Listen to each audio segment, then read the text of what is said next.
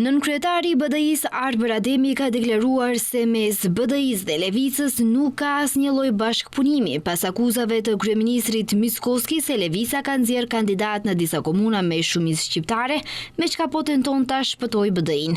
Sipas Ademit, VMRO çdo herë ka patur kandidat e tani nuk ka në Strug, Qajire, Tetov. A e parashtroni pyetjen se pse nuk ka kandidat?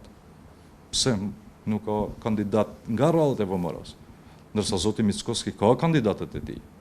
Ai ka imponuar kandidatët në Vlenë, se kush do të del për kryetar komune në Vlenë. Ai ka përcaktuar se kush do të del kandidati i pavarur, në mënyrë që të ndodh asimilimi politik i shqiptarëve, e që ai të vazhdojë edhe më tutje me revizionizëm të drejtave kolektive të shqiptarëve.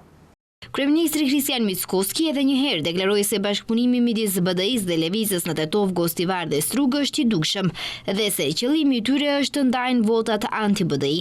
Sipas tij, shanset që kandidati për kryetar të Levicës të fitojë në Tetov, Gostivar apo Strug nuk janë as teorike, por shanset e një kandidati për kryetar të komunës në Veles apo Shtip janë në nivel teorik.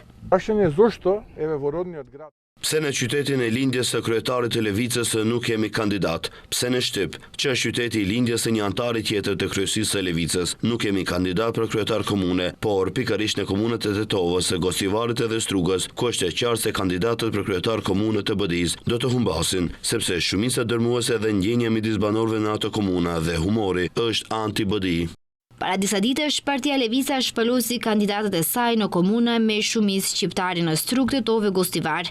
Zgjedhjet lokale do të mbahen më 19 tetor.